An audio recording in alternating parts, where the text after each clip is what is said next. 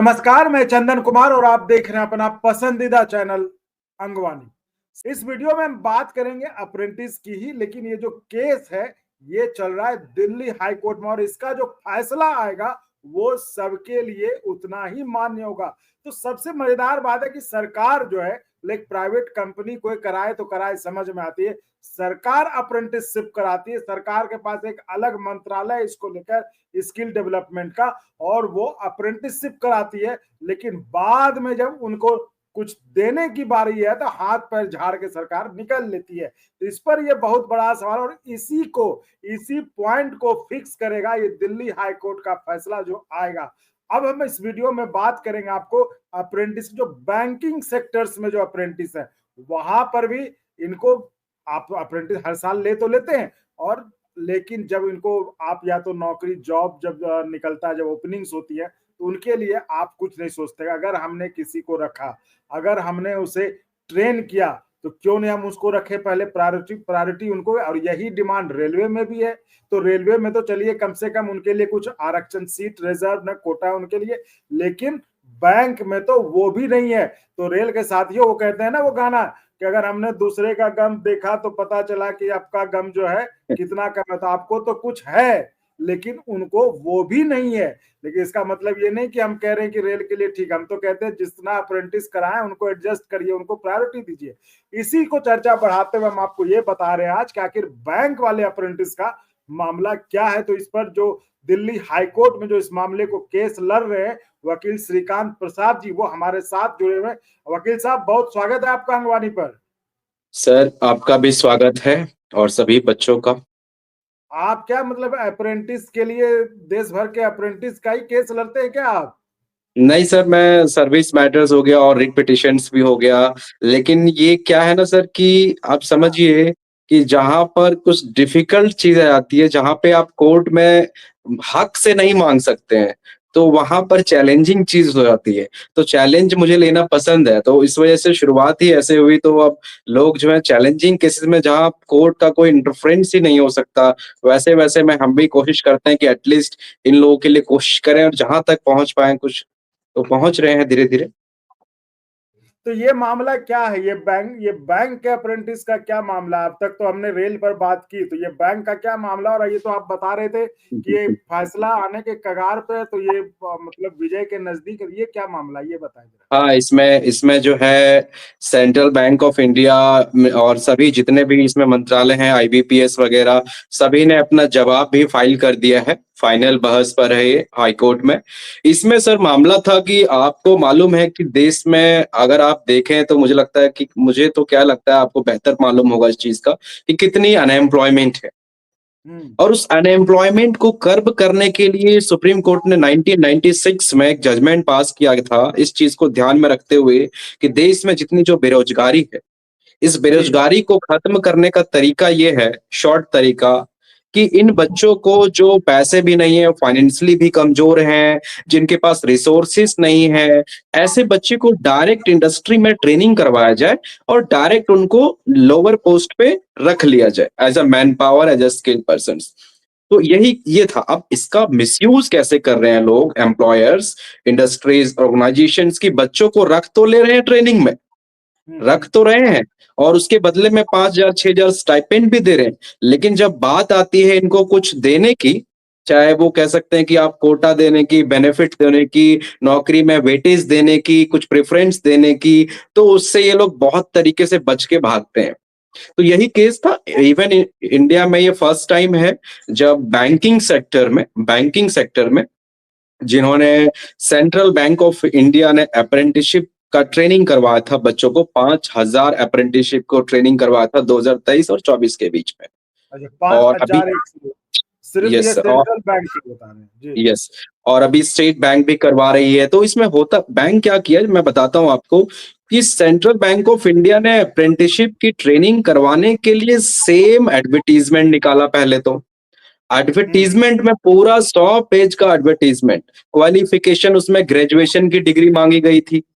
Year उसमें same था जो रेगुलर क्लर्क की डिग्री मांगते हैं, same age, same qualification, same benefit, same terms and condition, same A to Z हर एक चीज वही जो एक रेगुलर क्लर्क की भर्ती का एडवर्टीजमेंट होता है। सिलेबस भी टेस्ट का सेम है जो एक अप्रेंटिसशिप का है उनका, और जो एक नॉर्मल रेगुलर को रिक्रूटमेंट करने का सिलेबस भी सेम है, हर चीज सेम है। वो बच्चे इतना क्वालिफाई करने के बाद फॉर्म भरा, मेडिकल करवाया, प्रीलिम्स का टेस्ट पास किया, टेस्ट करने के बाद मेरिट बना, मेरिट करने के बाद अप्रेंटिसशिप के लिए वो सेलेक्ट हुए। 7,000 रुपए शायद सैलरी होगी, 8,000। उन्होंने हर एक वो काम किया अप्रेंटिसशिप के दौरान जो एक रेगुलर क्लर्क का ऑफिशियल सेंट्रल बैंक में करता है। इसके बाद जब एडवर्टीजमेंट आया, रेगुलर एडवर्टीजमेंट क्लर्क की भर्ती के लिए आया आईबीपीएस के द्वारा, जिसमें कॉमन होता है सभी बैंकों के लिए, नेशनलाइज, तो उसमें सेंट्रल बैंक के लिए समझिए कि मुझे लगता है कि 2,500 के आसपास सेंट्रल बैंक ऑफ इंडिया में पोस्ट थी क्लर्क की। तो उस 2,500 में एटलीस्ट कुछ तो देना चाहिए उन बच्चों को जिन्होंने आपके बैंक से अप्रेंटिसशिप किया है, जिन्होंने आपके बैंक में प्रैक्टिकल सारा काम सीखा है। जो जजमेंट कहता है, मैं नहीं कहता हूं, सेक्शन 22 ऑफ अप्रेंटिसशिप एक्ट 1961 ये सरकार पे ऑब्लिगेटरी है, बाध्य करता है सरकार को कि अगर आप किसी को अप्रेंटिसशिप ट्रेनिंग करवाते हैं, आपका ऑर्गेनाइजेशन करवाती है, आपकी कंपनी करवाती है, तो आपको उनके लिए नौकरी देने का, एम्प्लॉयमेंट देने का रूल रेगुलेशन बनाना है, आप बच नहीं सकते हैं। ये उस कानून में लिखा हुआ है।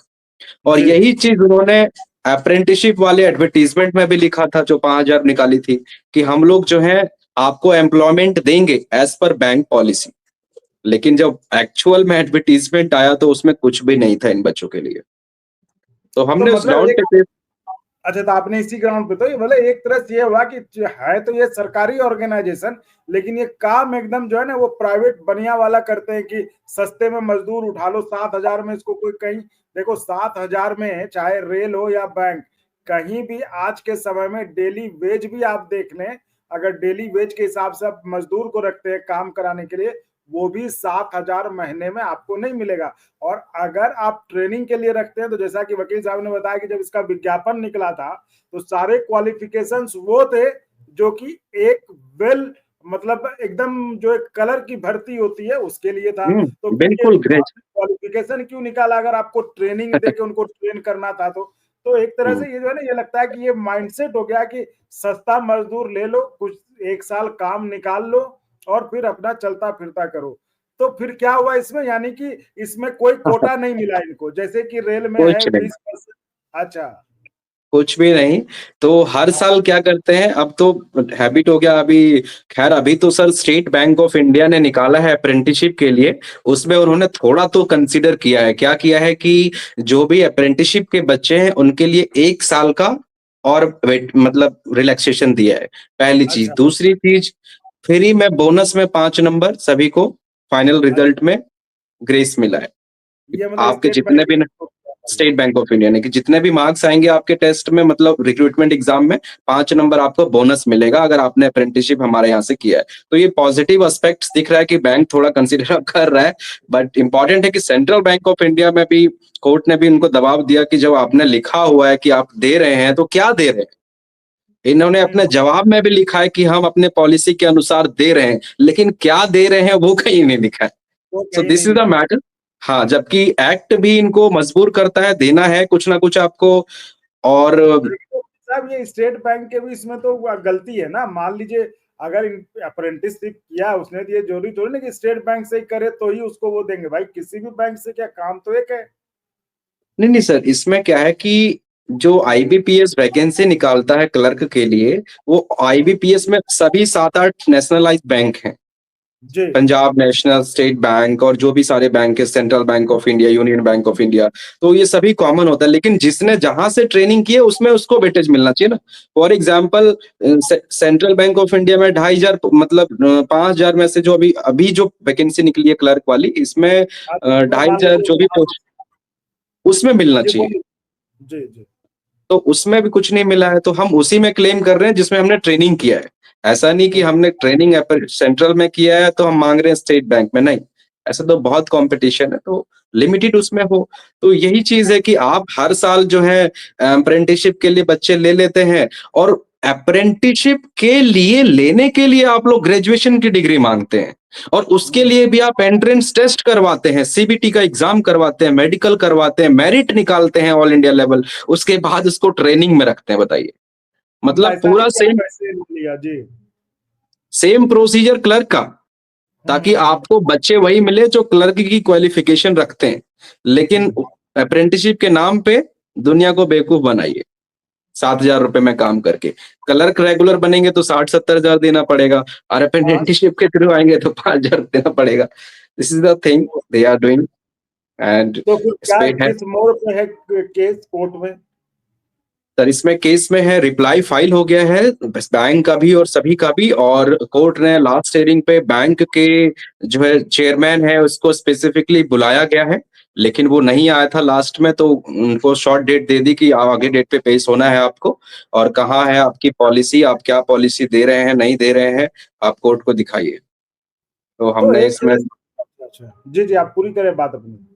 तो इसमें हम वही चाह रहे हैं कि देखिए, फिर उन्होंने अपना जवाब सर ये फाइल किया है, जो बैंक ने फाइल किया है, कि नहीं सर, हाई कोर्ट को बोला है उन्होंने कि सर हम लोग जो है अप्रेंटिसशिप की ट्रेनिंग देते हैं, इसका ये मतलब नहीं कि हम इनको परमानेंट जॉब में रख लें। हुँ। हमने कहा हमने कहा हाई कोर्ट से, सर ये तो मैं भी खुद कह रहा हूँ कि खाली मात्र मैंने ट्रेनिंग